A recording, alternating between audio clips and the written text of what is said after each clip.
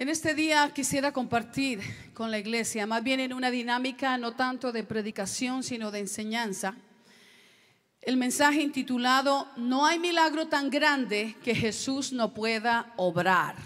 Amén. ¿Sí escucharon el título? No hay milagro tan grande que Jesús no pueda obrar. Muy bien. Estamos predicando en la serie "De la mano con Cristo Jesús" en la dimensión de los milagros, o viceversa. Es el mismo resultado. Y hoy vamos a compartir el mensaje "No hay milagro tan grande que Jesús no pueda obrar". Vamos a ir a San Juan capítulo 6. San Juan capítulo 6. Y en este día nos vamos a detener en los primeros 15 versículos. Muy bien. Este pasaje, este primer segmento de todo este capítulo, este primer pasaje del capítulo 6 de San Juan, es comúnmente conocido como el milagro de la alimentación de los 5,000. Y vamos a iniciar con este título, no tanto del milagro de la alimentación de los 5,000, sino con el título de que no hay milagro tan grande que Jesús no pueda obrar. Amén. Vamos a leerlo. Capítulo 6 del Evangelio del Señor Jesucristo revelado a Juan, versículos del 1 al 15. ¿Estamos listos? Después de esto, que implica que hubo una pausa entre los acontecimientos que preceden a este pasaje y lo que ahora se nos va a narrar. Amén. ¿Están conmigo? Después de esto, recuerda que le dije que más que una exposición de predicación va a ser como una enseñanza donde todos podemos aprender. Muy bien. Y si no estoy mal, si la memoria no me falla, ya creo que en el mensaje anterior les mencionaba, o en los mensajes anteriores les mencionaba, de que uno de los datos que a nosotros nos debe estimular más y fomentar la fe, creer, es que la persona que es el evangelista Juan, que nos está narrando estos pasajes, estos milagros, parece que llevaba un registro diario, minucioso, de las actividades y de los movimientos del Señor Jesús. Amén. Así que tenemos un testigo ocular que está narrando lo que él presenció.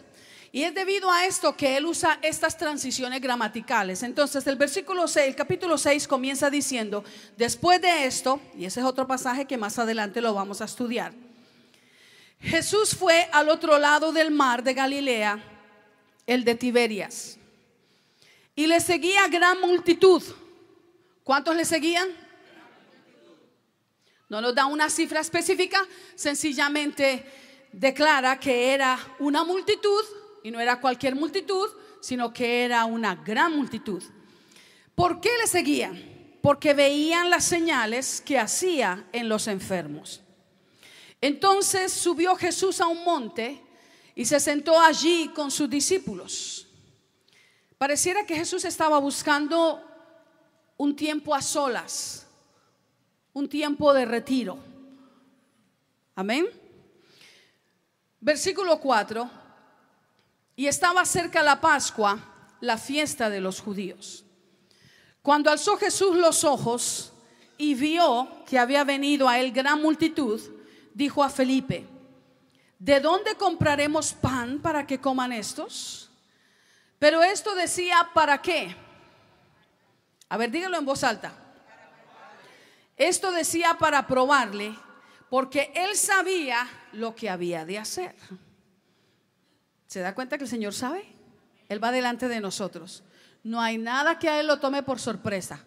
Versículo 7. Felipe le respondió: 200 denarios de pan no bastarían para que cada uno de ellos tomase un poco.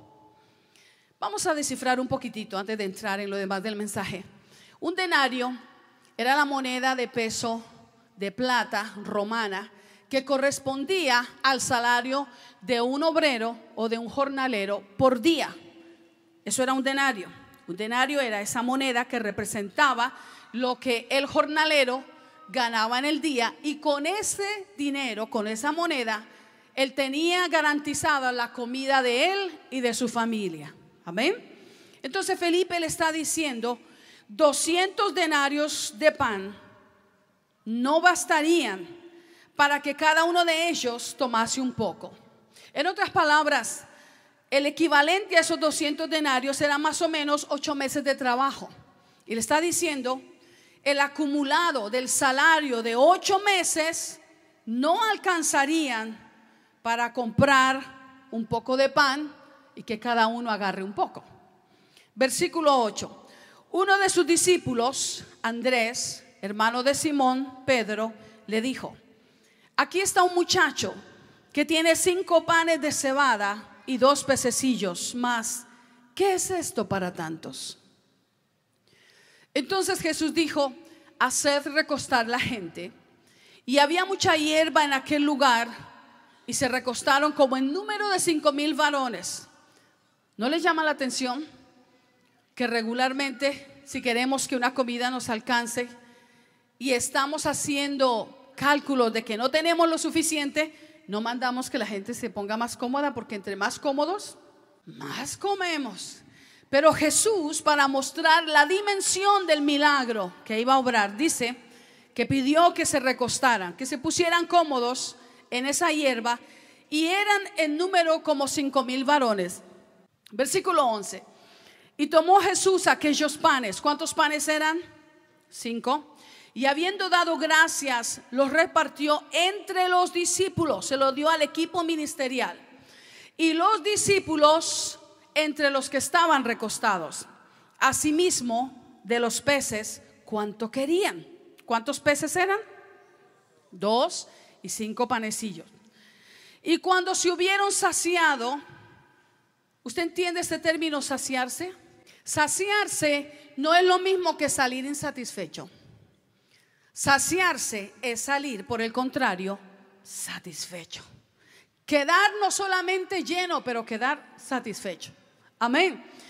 Pero fíjese lo que pasa aquí. Cuando se hubieron saciado, cuando fueron completamente satisfechos, no solo se llenaron, sino que estaban satisfechos, habían suplido a cabalidad su necesidad de hambre.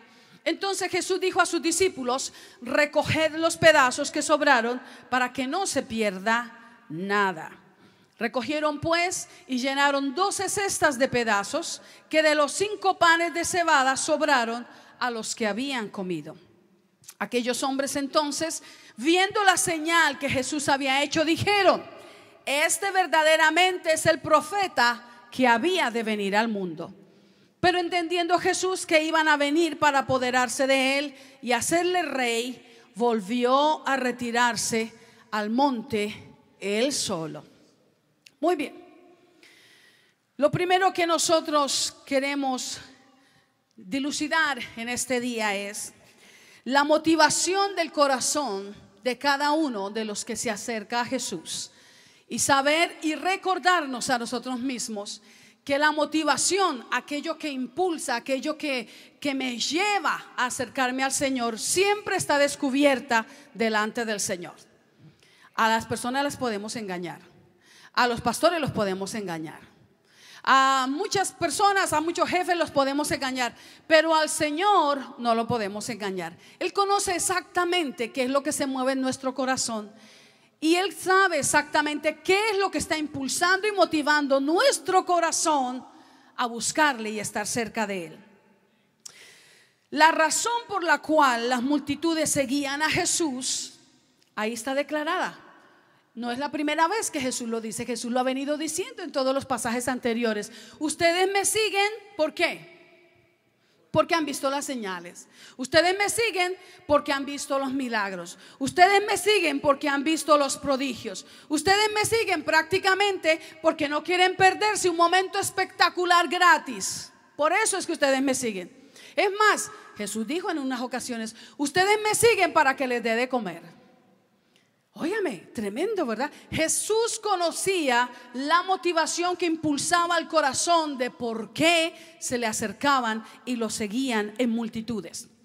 Pero Jesús también siempre estableció una diferencia entre la multitud que lo seguía y sus discípulos, aquellos a quienes Él había escogido para estar, de acuerdo a lo que Jesús dijo en otras porciones, los escogió para que estuvieran donde Jesús estaba, ocupados en aquello en que Jesús les ordenaba que se ocuparan. Amén. Aquí estamos entrando un poquito más en el pasaje que vamos a escudriñar. Jesús estableció una diferencia. Este día, el día de Juan 6, este día era diferente a todos los otros días, por cuanto en ese mismo día Jesús había recibido la noticia que su primo hermano Juan el Bautista había sido decapitado por Herodes. Eso es importante para nosotros, amén. Se está comprobado científicamente que cuando nosotros recibimos la noticia de que un ser amado ha fallecido, el nivel de estrés llega al máximo punto, se dispara al máximo punto que el ser humano puede experimentar. Le estoy hablando de un líder, de un sacerdote, de un maestro que recibe la noticia que su primo hermano ha sido ejecutado vilmente bajo los únicos cargos de que él empuñaba la palabra predicada contra Herodes el rey y le decía: no te es lícito tener a la esposa de tu hermano, estás en adulterio, estás haciendo mal, no te estás comportando como debes hacerlo. Y eso tenía entre la espada y la pared, tenía prácticamente en jaque al rey, que era Herodes, en ese tiempo.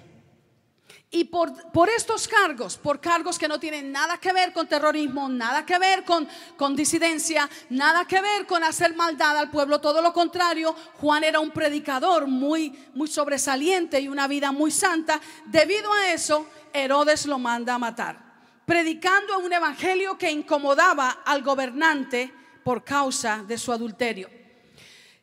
Jesús recibe esa noticia y Jesús está buscando un momento, puede ser un momento solaz para asimilar la noticia, como lo haríamos muchos de nosotros, ¿no es cierto? Jesús está buscando un momento donde esté acompañado solamente él, de sus más cercanos. Recuerde que Jesús estaba en su naturaleza humana, amén. A mí me fascina encontrar de este Jesús que una noticia tan desmoralizadora como esta no le impidió todavía ejercer su ministerio.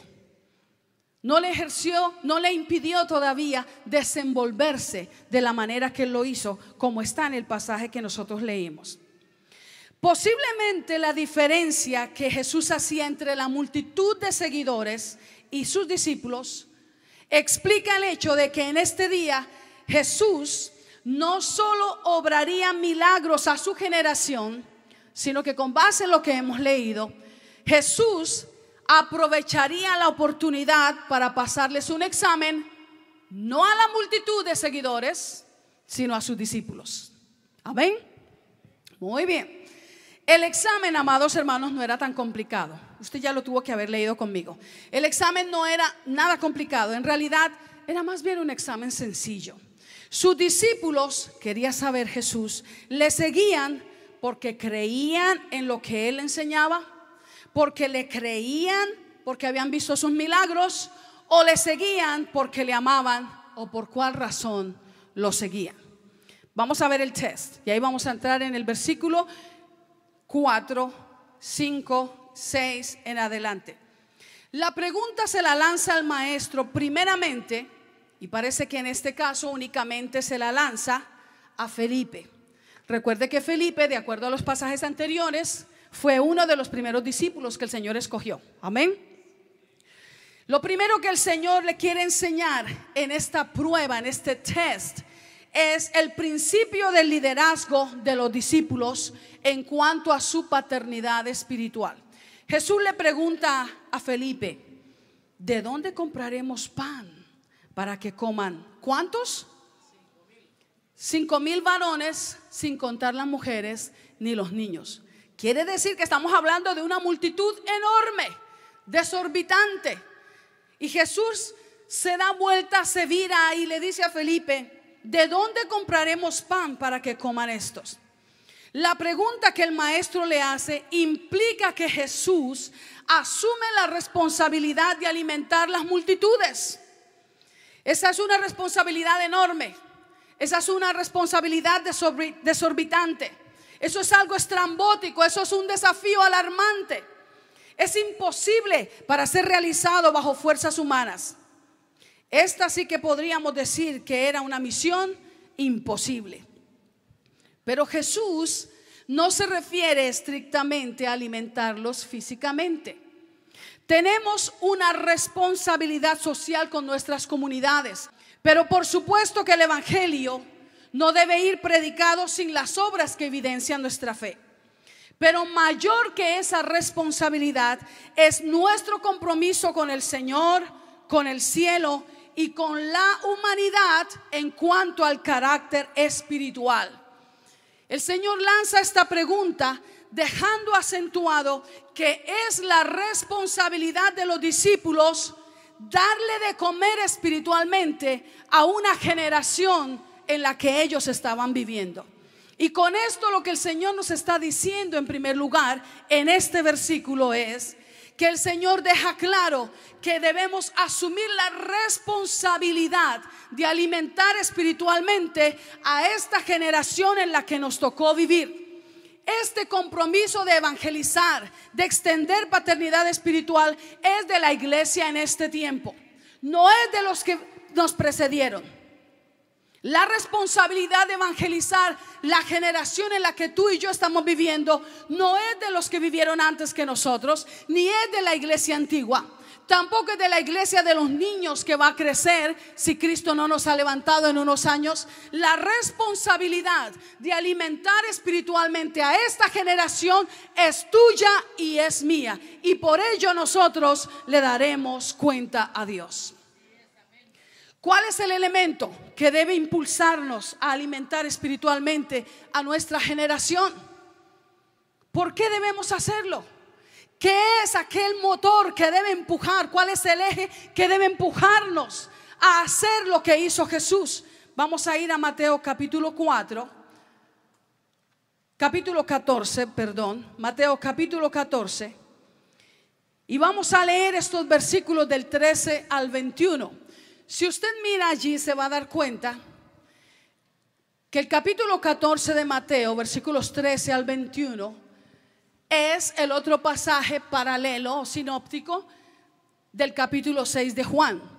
De hecho, de todos los milagros que obró el Señor Jesucristo, de todos los prodigios, de todas las señales que Él operó, el único que se registra en todos los 4 evangelios es este del que estamos hablando. Amén.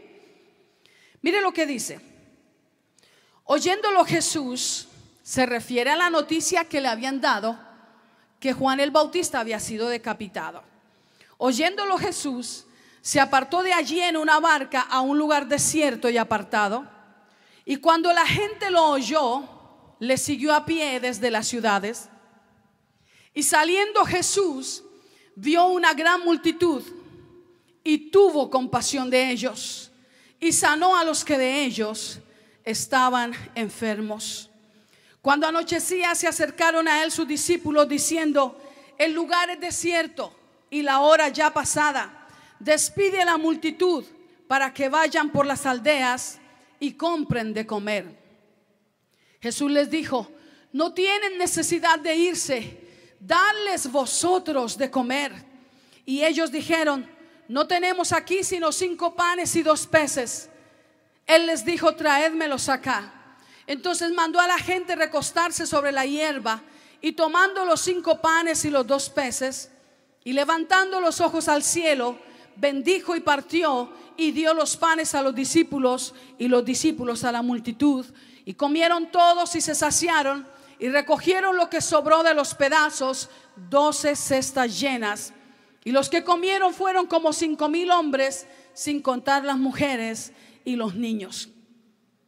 ¿Cuál es el elemento que debe impulsarnos a alimentar espiritualmente a nuestra generación? No debe ser la competencia de iglesias. No debe ser el buscar que el nombre de mi iglesia, de mi ministerio o el nombre mío brille. Hay quienes dejan de servir cuando no se les da una placa de reconocimiento. No aquí. Hay quienes bajan la calidad de su servicio cuando las cosas no están de acuerdo a su gusto. Pero ¿cuál debe ser el elemento que nos debe impulsar? De acuerdo a este pasaje, el elemento que debe impulsar tu corazón y el mío para desempeñar nuestra responsabilidad espiritual con nuestra generación es la compasión. La compasión. Un líder sin compasión puede impresionar a muchos por su talento. Un líder sin compasión puede impresionar multitudes por sus capacidades. Puede impresionar por su elocuencia, puede impresionar por su inteligencia, por su carisma, por su conocimiento o por su humildad. Un líder sin compasión puede impresionar a muchos por su experiencia, por sus títulos, pero jamás logrará dejar una huella de bendición ni de alterar la eternidad de ninguno si no es un líder compasivo. Amén. Es la compasión la que hace que nuestras entrañas se muevan, se duelan. Porque eso quiere decir compasión. Compasión quiere decir que las entrañas de Jesús, cuando dice que Él vio a la multitud como ovejas dispersas sin pastor, las vio necesitadas, las vio desparramadas, las vio que caminaban sin objetivo en la vida, las vio sin dirección, las vio que no sabían de qué oscuridad huir, cómo hacer para salir adelante. La Biblia dice que Jesús sintió compasión, Jesús experimentó compasión. Eso no tenía que echar mano de los títulos, ni de la experiencia, ni del conocimiento para hacer algo. Compasión quiere decir que algo en lo más profundo de su ser, que son las entrañas es lo más profundo de nosotros, algo allí se movió. Quiere decir que fue un amor llevado a misericordia. Y creo sinceramente que si en nosotros, como la iglesia del Señor Jesucristo de este tiempo, de esta generación, se moviera esta compasión, veríamos más milagros del Señor Jesucristo en nuestro tiempo. La iglesia no necesitaría correr detrás de una profecía, correr detrás de una señal, correr detrás de un milagrero, porque cada día descendería el poder de Dios. Porque cuando hay compasión en nosotros, actuamos como el corazón de Dios, hablamos como la voz de Jesucristo. Somos aquellos que vemos con los ojos de compasión, de misericordia, como un día tú y yo estábamos en esa condición, pero los ojos de compasión de Jesús se fijaron en nosotros y Él sintió que sus entrañas se mecían al punto tal que no podía quedarse quieto, tenía que hacer algo para socorrernos. Y por eso cantamos: y yo no sé dónde estuviera, y no sé qué sería de mí si no hubiera conocido al Dios que me ama.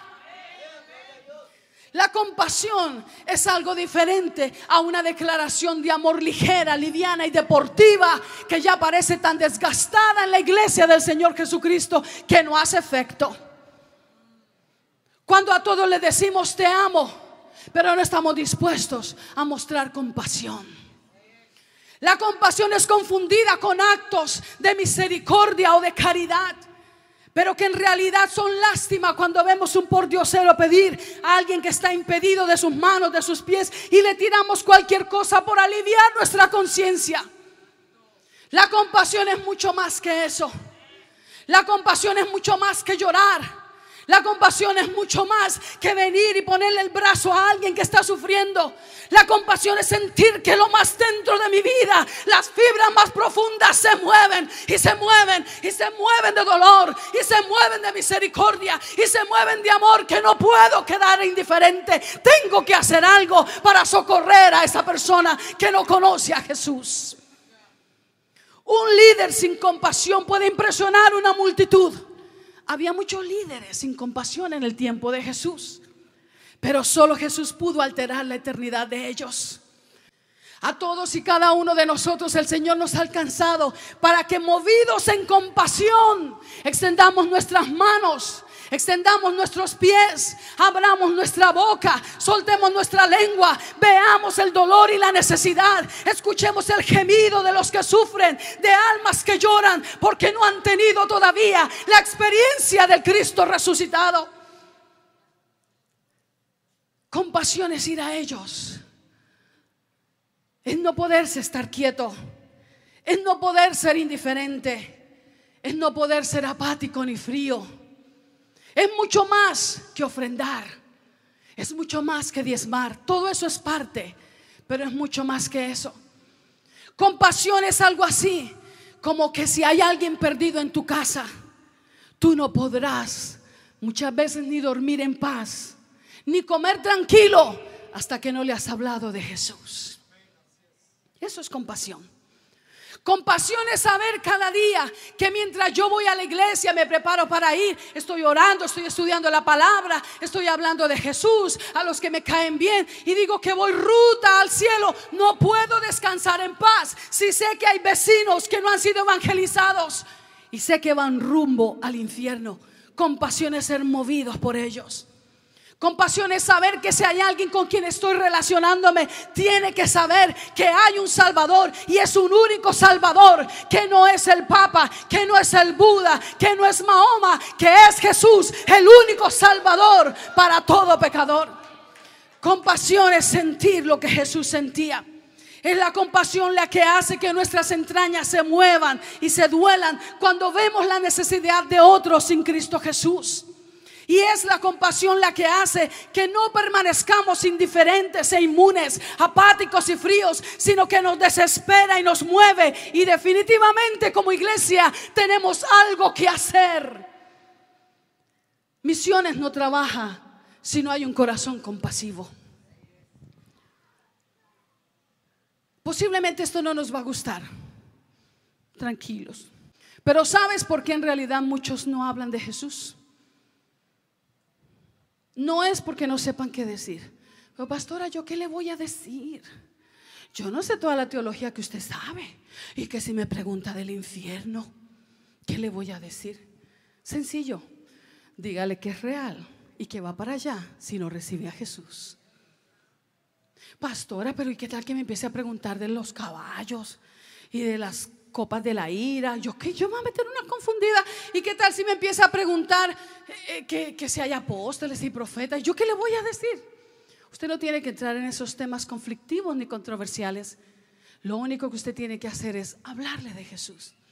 Decirle: yo estaba perdido, ¿verdad? Yo era atado por el pecado, yo era cautiva del pecado, pero un día nació sobre mí el sol de justicia, Jesús de Nazaret. Él ha cambiado mi vida, Él ha cambiado mi ser. Sinceramente, hermanos, si hacemos un inventario de nuestra vida, ¿por qué pasan días y semanas y meses y hasta años y a nadie le hablamos de Jesús? Porque no hay compasión. Eso es. Sin embargo, en este día, ¿por qué no pensamos qué si la condición fuera la inversa? Si yo fuera quien estuviera perdida, si yo fuera quien fuera camino hacia el infierno, si fueras tú quien estuvieras todavía bajo el juicio de Dios y reo de muerte eterna, ¿no estarías desesperado dentro de ti aunque tú no lo supieras? Como está el alma y el espíritu de muchos que no han oído de Jesús. Claro que sí. Compasión es aquello que no nos permite ser indiferentes a la necesidad. Y Jesús le está diciendo a Felipe en una manera retórica en la que él está preguntando: ¿de dónde compraremos pan para estos, para que coman estos? Y Felipe le dice: ni el salario de 8 meses de un jornalero puede comprar pan para que coman un poco. Jesús lo que está queriendo enseñarle a los discípulos y en este día recordarnos a Vida Abundante es que la responsabilidad de alimentar espiritualmente nuestra generación es tuya y es mía.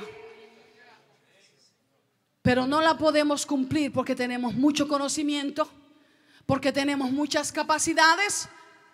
La tenemos que cumplir porque somos compasivos. Segundo, vamos a ver lo que Jesús sigue hablando.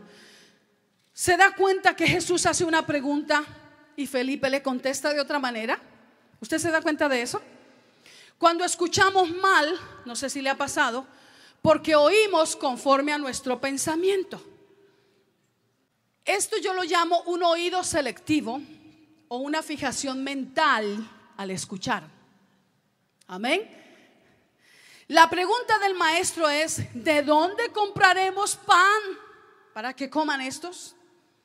Estamos hablando de una multitud cuya cifra es desorbitante. Pero Felipe escuchó algo así como: ¿cuánto tenemos en el fondo para ver si podemos hacer algo por ellos? ¿Ve lo que él escuchó? Mire la respuesta de él. ¿No es curioso? ¿No es curioso las muchas veces que venimos y le decimos: Señor, háblame? ¿Cuántos le han dicho así alguna vez? Ahora sí, le voy a dar otra oportunidad. Si quiere, cierre los ojos. ¿Cuántos alguna vez le han dicho: Señor, háblame? Pero háblame, Señor, háblame. Cantamos: quiero escuchar tu dulce voz, rompiendo el silencio en mi ser. ¿Verdad? Y el Señor nos dice: ríndeme ese tiempo que estás perdiendo en la televisión, ríndemelo. Y nosotros oímos: el Señor me quiere dar un carro nuevo, vos. Es cierto. ¿Usted no se ha dado cuenta que eso pasa? Sí. Sé que me haría estremecer, me harías llorar o reír. Y decimos todavía descaradamente: y caería rendido ante ti. Y no podría. ¿Será? ¿Será? Es curioso, ¿verdad? Cuando tenemos fijación mental para escuchar aún la voz de Dios y le decimos: háblame, Señor, háblame, Señor. Hijita de mi corazón, esfuérzate por ir a las reuniones. Hijito de mi corazón, no sigas faltando a la escuela de discípulos. Mira que eso es pan para ti. Y escuchamos: yo creo que Dios quiere que trabaje unas horas extras este fin de semana. Y justo me las dan en el horario de las reuniones. Gracias, Padre, porque me hablaste, porque me bendices, porque no te has olvidado de mí. Tú me querías suplir para esa necesidad, y qué chévere que me lo diste en la hora del culto. Algo así pasa. Tenemos un oído selectivo. Felipe escuchó: ¿cuánto tenemos en el fondo para ver si podemos hacer algo por ellos? Y amados hermanos, nunca habrá suficiente para sufragar la totalidad de la necesidad. Felipe había caminado con Jesús por lo menos alrededor de 2 años y medio. Cuando este pasaje se está desenvolviendo, Felipe había caminado con Jesús por lo menos 2 años y medio. 2 años y medio, diga conmigo: 2 años y medio. 2 años y medio. Wow, 2 años y medio. Él estuvo entre los primeros discípulos que presenciaron el primer milagro que Jesús hizo en las bodas de Caná. Ahí estaba Felipe. El nombre de Felipe está registrado entre los que estaban allí. Y es muy probable que no pasara una semana, un mes o un día en que Felipe no había visto milagros de parte de la mano poderosa de Jesús. ¿Cómo es posible que no tuviera la respuesta? ¿No es increíble? ¿No es increíble? En estos días me dio gozo, en medio de todo me dio mucho gozo escuchar de alguien que nos dijera: pero si esto yo ya lo sabía, yo ya sabía esto. A mí ya me lo habían enseñado, hasta en el nivel 3, hermana Nure, lo había escuchado. Yo ya sabía todo esto, pero hasta ahora es que me hace clic. ¿A usted no le parece que eso es curioso? Eso es tremendo, que pasamos meses y años y años, y ahí estoy yo en la coladita, porque yo también necesito seguir siendo formada, y ahí estamos. Y Dios nos enseña, nos habla, nos habla, nos habla, nos habla. Y es hasta que ciertas circunstancias se dan que entonces decimos: ¿ah? Como que hasta entonces entendemos y nos hace clic y decimos: ¿ah? Pero si esto yo lo sabía. Sí, esto yo lo sabía. Yo lo había escuchado, yo hasta lo he recitado. Fíjate que hasta lo he enseñado a otros. Y hasta ahora es que me hace clic. Y algo similar le estaba pasando al hermano Felipe. Había pasado 2 años y medio. Yo estoy casi segura que no había pasado un solo día que Felipe no hubiera visto un milagro de Jesús. Porque Juan dice que si todo lo que Jesús hizo se hubiera escrito, no habría en el mundo capacidad para albergar todos los libros conteniendo lo que Jesús hizo. Tremendo, ¿verdad? Quiere decir que hay muchas cosas que Jesús hizo que las que nosotros no sabemos. No cabrían en el mundo los libros. Óigame, eso es tremendo. Quiere decir que en esos 2 años y medio es muy probable que Felipe vio milagro tras milagro, milagro tras milagro. Y ahora Jesús le pregunta: ¿de dónde compraremos pan? Ni siquiera le está pidiendo que lo vaya a pedir fiado. ¿De dónde compraremos pan para que coman estos? Y Felipe dice: ¿cómo que cuánto hay en el fondo para ir a comprar el pan? Tremendo. Jesús estaba revisando la motivación del corazón de sus discípulos. E indudablemente en este día Jesús revisaría el nivel de convicción de sus corazones para con el Hijo de Dios. Ahora, la respuesta de Felipe: él afirma que 200 denarios, lo correspondiente al salario de 8 meses de trabajo para un obrero, y que él y su familia se alimentaran. Él dice, Felipe dice, 800 días de salario acumulados no son suficientes ni para darle un poco de pan a esta multitud. Y Jesús quiere enseñarle a Felipe, a todos sus discípulos, y hoy en este día recordarnos a Vida Abundante, que no hay milagro tan grande que Jesús no pueda obrar. ¿Sabe por qué algunos no le han pedido a Jesús lo que necesitan? Algunos de los que me están escuchando, porque no creen en su corazón que Él lo puede hacer. De verdad. Por eso sigue usted manejando los asuntos de su familia, porque usted cree que usted lo maneja mejor. Por eso usted sigue manejando los asuntos de su negocio, porque usted cree que usted lo maneja mejor. Por eso usted sigue manejando los asuntos laborales, porque usted cree que usted lo maneja mejor. Por eso usted sigue bregando con los asuntos relacionales, porque usted cree que usted lo maneja mejor. Porque usted cree que es muy grande lo que necesita como para que Jesús lo haga. Es tan grande que Él no lo puede hacer, pero usted sí lo puede hacer. ¿No es tremendo eso? Por eso cuando estamos en momentos críticos y en momentos de necesidad, corremos más rápido donde el consejero, donde el psicólogo, donde el vecino, que nos preste, que nos socorra. Y al último que enteramos de nuestra necesidad es a Dios. Y Dios dice a través del profeta Jeremías: ¿habrá algo imposible para mí? Ciertamente no hay nada difícil para Dios. En este día, cualquiera que sea el milagro que tu vida necesita, familiar, relacional, de salud, financiero, laboral, académico, en el aspecto que lo necesite, crea que no es más grande que el Cristo resucitado en el que usted ha creído. No hay un milagro tan grande que Jesús no pueda obrar. Aleluya.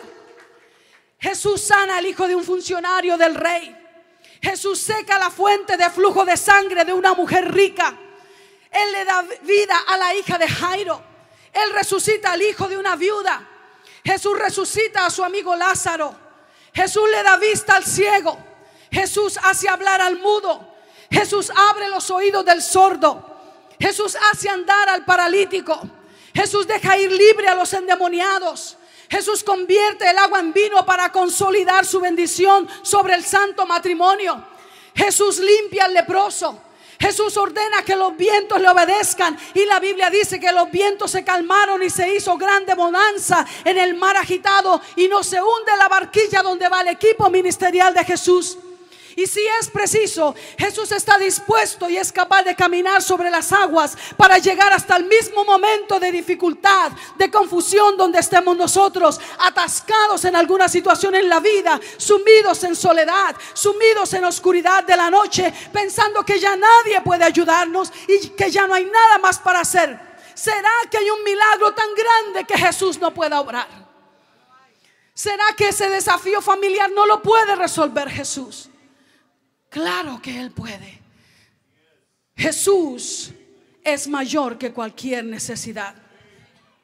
Ahora es curioso que aquí no encontramos a Pedro hablando impulsivamente. ¿Se da cuenta que en este pasaje no se registra a Pedro? Y Pedro era bastante acelerado para hablar. Hoy en la iglesia tenemos varios Pedritos y Pedritas. No dije piedritas, dije Pedritas. en la iglesia del Señor Jesucristo en general. Pero en este pasaje no encontramos a Pedro hablando impulsivamente. ¿O será que sí? Claro que sí. Vaya otra vez a Mateo capítulo 14. Rapidito, rapidito. ¿Listos? Versículos 15 y 16. Cuando anochecía, se acercaron a él, ¿quiénes? Sus discípulos. Y ahí estaba Pedro, ¿verdad? ¿Y qué le dijeron? El lugar es desierto y la hora ya pasada. Despide a la multitud para que vayan por las aldeas y compren de comer. Jesús les dijo: no tienen necesidad de irse, dadles vosotros de comer. Al leer este pasaje sinóptico concluimos que el test era para todos, la prueba era para todos, y prácticamente todos fallaron bastante. Parece que Andrés, el hermano Andrés, diga conmigo, Dios bendiga al hermano Andrés. Parece que él lo pasa de panzazo. Quiero hablarles, para ir cerrando este mensaje, de la operación Andrés. La necesidad del ministerio y de la actitud de Andrés. Parece que la respuesta de Andrés fue un poco más acertada. Andrés se fija en un niño. ¿Sí se dio cuenta? Un niño. Pareciera ser insignificante para muchos en muchas iglesias, pero ciertamente en la niñez se concentra el potencial para suplir la necesidad espiritual de la generación que se levanta mirándonos. Ellos crecen mirándonos, pero no los alcanzaremos a su generación. Será la responsabilidad de ellos. Nuestra niñez son los responsables por alcanzar a su generación. Por eso cada vez que dedicamos los niños y cada vez que oramos por los niños, los empoderamos y declaramos que Dios los use como armas poderosas en su mano para traer pérdida al reino de las tinieblas y ensanchar el reino de la luz. Aleluya. Pero los niños no son solo la iglesia del futuro, como algunos dicen. Oremos por los niños que son la iglesia del futuro, y se les olvida, ahí un día va a crecer. No, los niños son también la iglesia del presente. Ellos son agentes efectivos en la extensión del reino en nuestra generación. Le voy a comentar algo rapidito. ¿Sabe por qué los testigos de Russell son bastante efectivos en conquistar adeptos? Porque aún a los niños ellos los entrenan para evangelizar. Y esos niños, cuando evangelizan, de los testigos de Russell, si usted lo ha escuchado, ¿alguno han tenido la oportunidad de escuchar uno de ellos? Esos niños están filudos. Y las espadas de nosotros de sana doctrina están, no cortan nada. Ni el pan lo corta. Pues no sabemos la palabra. Por ahí en algún lugar dice: ayúdate que yo te ayudaré, dijo Dios. Mentira, eso no lo dice la Biblia. Por ahí en algún lugar dicen los cristianos evangélicos a veces que no conocen la palabra. Por ahí en algún lugar dice: el que madruga Dios le ayuda. ¿Ah? Eso no es lo que dice la Biblia. Pero usted se encuentra con un niño entrenado por los testigos de Russell y sacan la espada de ellos. Impresionante. Los niños son la esperanza del avivamiento en la iglesia presente. Ellos son la iglesia presente. Ellos son agentes efectivos en la extensión del reino en nuestra generación. Solo se necesita que hayan más ministerios y más creyentes con la actitud de Andrés, que puedan ver el potencial de la niñez y de la juventud, y que estén dispuestos como Andrés a invertirse en ellos para canalizar la dirección del Señor y así ser usados por Dios poderosamente para impactar nuestra generación. Lo que va a suplir la necesidad no es la cantidad, es la disposición de un corazón como el de un niño. Usted se dio cuenta de eso en el pasaje, ¿verdad que sí?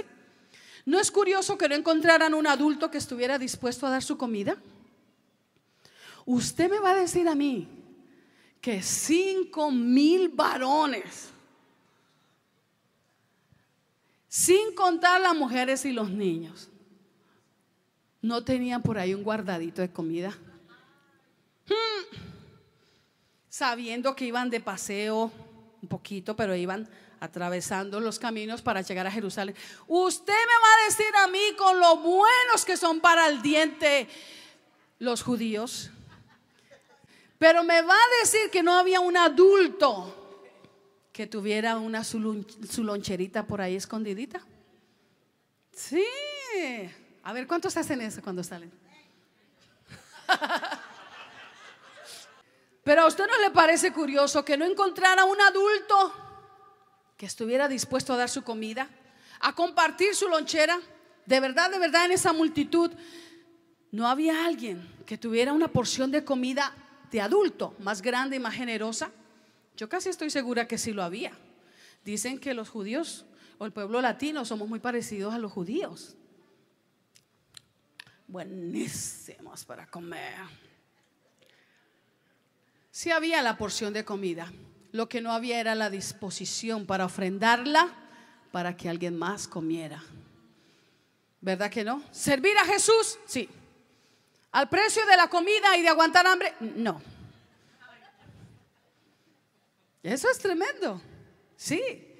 La bendición de Dios viene sobre 5 panes de cebada y 2 pececillos, de la medida del plato para un niño. Ahora hablamos de un niño.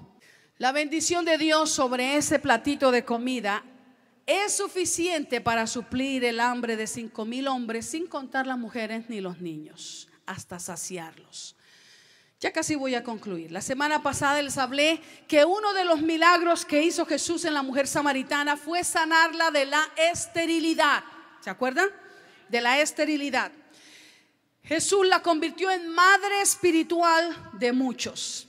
Ver lo que otros no ven, o lo que a otros no les llama la atención a primera vista, porque quizás no representa ganancia para ellos, pero verlo con los ojos de la fe para traerlos a Jesús y ser parte de la solución al problema, es una actitud admirable de Andrés que debemos aplicar en la iglesia si queremos ver milagros. Estoy convencida de eso. En este punto en particular, el énfasis está en que Andrés no limitó a ninguno la oportunidad de acercarse al maestro. Todo lo contrario, Andrés se dispuso para ser un canal, para ser un conductor, para ser un puente entre el maestro y otros, y eso cambió la vida de todos los demás. Fue Andrés quien trajo a Jesús a Simón Pedro, su hermano. Fue Andrés el que lo trajo. Fue Andrés quien trajo unos griegos a Jesús. Y fue Andrés quien trajo este niño a Jesús. Y en este día nuevamente, al igual que el domingo pasado, yo te reafirmo: no vivas un año más siendo estéril espiritualmente. Dios nos ha llamado para ser fértiles, engendrando hijos espirituales. Amén. Quiero concluir con lo siguiente: la promesa de la cosecha en el reino de Cristo. Vamos a ir un momentito al capítulo 4 de Juan. Yo les prediqué de parte de ese pasaje hace un par de semanas. Casi al terminar el capítulo 4, donde predicamos la semana pasada o antepasada creo, sobre el encuentro de Jesús con la mujer samaritana, el Señor declara sobre sus discípulos una promesa formidable. Jesús les dice esto: ustedes segarán lo que no sembraron. Y es preciso que entre a este tema porque Felipe juega un papel importante allí. Capítulo 4, versículo 35. ¿Listos? Jesús está hablando y le está diciendo no a la multitud ni a la mujer samaritana siquiera, le está diciendo a sus discípulos: ¿no decís vosotros, aún faltan 4 meses para que llegue la siega? He aquí os digo, alzad vuestros ojos y mirad los campos, porque ya están blancos para la cosecha. Y el que siega recibe salario y recoge fruto para vida eterna, para que el que siembra goce juntamente con el que siega. Porque en esto es verdadero el dicho: uno es el que siembra y otro es el que siega. Yo os he enviado a segar lo que vosotros no labrasteis, otros labraron, y vosotros habéis entrado en sus labores. Y muchos de los samaritanos de aquella ciudad creyeron en él, en Jesús, por la palabra de la mujer, que daba testimonio diciendo: me dijo todo lo que he hecho. Entonces vinieron los samaritanos a él y le rogaron que se quedase con ellos, y se quedó allí 2 días. Y creyeron muchos más por la palabra de él, y decían a la mujer: ya no creemos solamente por tu dicho, porque nosotros mismos hemos oído y sabemos que verdaderamente este es el Salvador del mundo, el Cristo. Amados hermanos, era muy importante que los discípulos tomaran este test, que pasaran esa prueba, ese examen, pues eran ellos, los discípulos, los que continuarían el ministerio de Cristo Jesús sobre la tierra una vez el Maestro hubiera ascendido al Padre. Y somos nosotros, tú y yo, los que continuamos el ministerio de Cristo en la tierra. ¿Entendió eso? Amén. Las manos de Jesús hoy soy yo. Eres tú. Tienes que decir amén a eso. Sí. Los pies de Jesús para llegar al necesitado son los tuyos y son los míos. La voz de Jesús para hablar al corazón sin esperanza es tu voz y es mi voz. Amén. Los oídos de Jesús que escuchan la necesidad y no puede quedarse indiferente son los tuyos y son los míos. Tú y yo somos los que estamos llamados a consecuentar el ministerio de Jesús sobre la tierra en tanto que Él nos viene a buscar.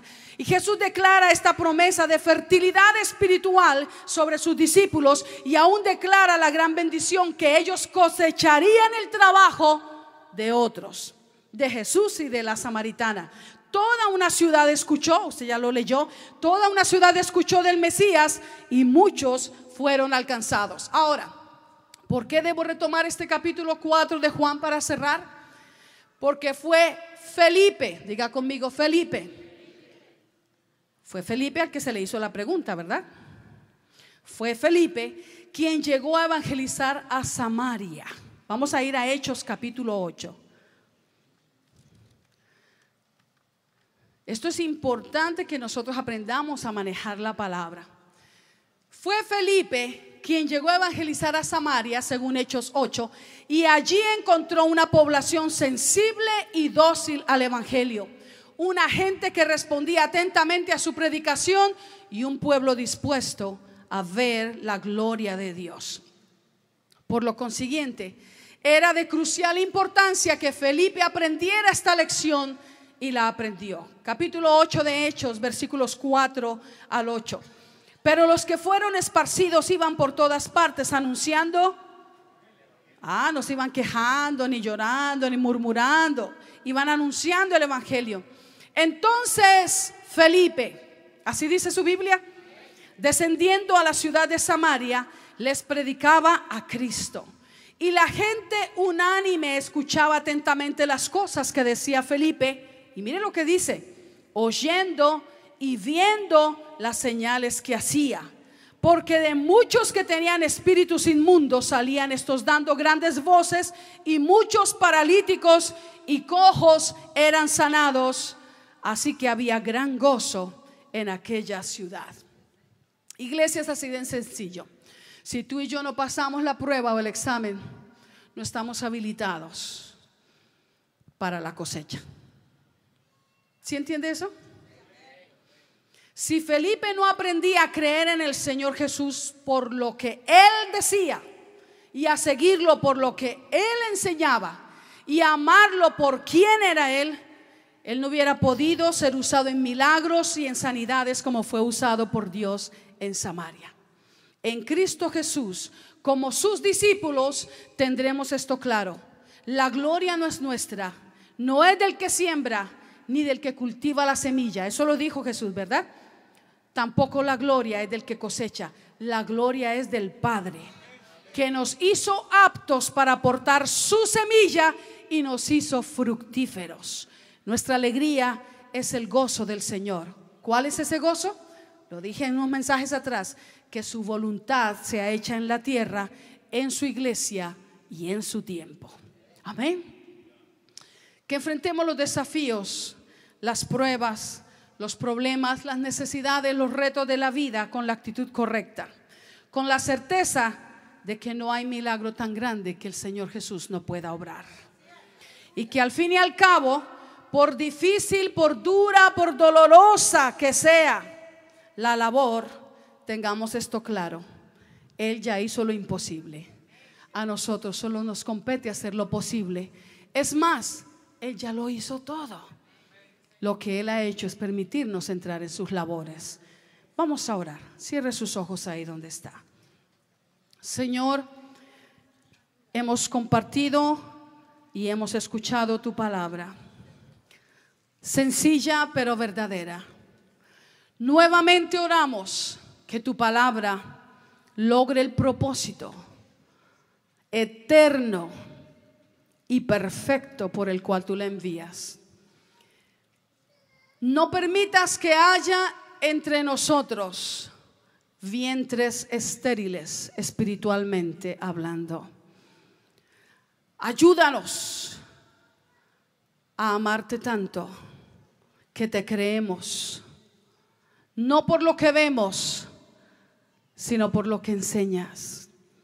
A amar y a creer tu doctrina, a compartirla y a reflejar tu vida, motivados e impulsados para ser fértiles espiritualmente en esta generación, siendo llevados por aquello que movió también tu corazón, por la compasión. Ayúdanos, Señor, a ejercer el principio de la paternidad espiritual sobre nuestra generación. Señor, tú mejor que nadie conoces el milagro que cada uno que me está escuchando está pidiendo, está esperando o quizás no se atreve a pedir todavía, por las razones que sea. Tú nos estás llevando en esta dimensión de los milagros. Tú guardaste que Donaldo no perdiera su mano en el trabajo, en un accidente tan fuerte, tan serio, tan grave, porque tú, oh Dios, estás con nosotros. Tú has abierto caminos para que él sea atendido médicamente. Gracias porque nuestra seguridad financiera y nuestra estabilidad no nos la genera la documentación migratoria ni el empleador, sino que viene de tu mano. Gracias porque tú no eres corto para bendecir. Tú que conoces la necesidad del milagro en las vidas que me han escuchado, habla a sus corazones, recuérdales que cada palpitar de su corazón sea un repellar del mensaje, que no hay milagro tan grande que tú no puedas obrar. Mira las familias que están en disyunción. Mira, Señor, las relaciones descoyuntadas. Mira, Señor, los cuerpos enfermos, atormentados de algún mal. Mira, Señor, las vidas que parecen secarse espiritualmente porque se han acomodado. Entendemos que el milagro no nos cambia. Tu palabra es lo que nos cambia. Te rogamos que nos ayudes a amarte tanto, a creerte tanto, que podamos vivir para ti.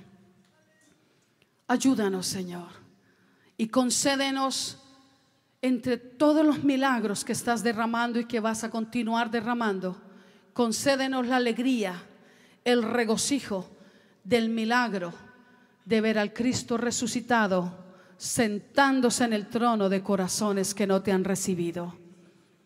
No permitas que continuemos cómodos, que continuemos parsimoniosos en nuestra fe, pasivos, indiferentes, cuando hay una multitud de hambrientos y de enfermos que necesitan escucharte. Ayúdanos a tener conciencia que somos tus manos, que somos tus pies, que somos tu voz. Ayúdanos a alzar nuestros ojos, como tú dijiste, y a ver que los campos están listos. No nos permitas continuar siendo apáticos y fríos. Te suplico por Jesús que nos des esa compasión que nos hace gemir, que no nos permite estar quietos, que nos lleva a evangelizar a nuestras familias, a reconvenir a aquel que se ha apartado de ti, a hablarle a nuestros vecinos, que nos ayuda a actuar bajo compasión. En el nombre poderoso de Jesús, concédenos la alegría de ser hombres y mujeres fértiles espiritualmente, y danos muchos hijos para la gloria de tu nombre. Gracias te damos, Señor. Gracias te damos. Amén.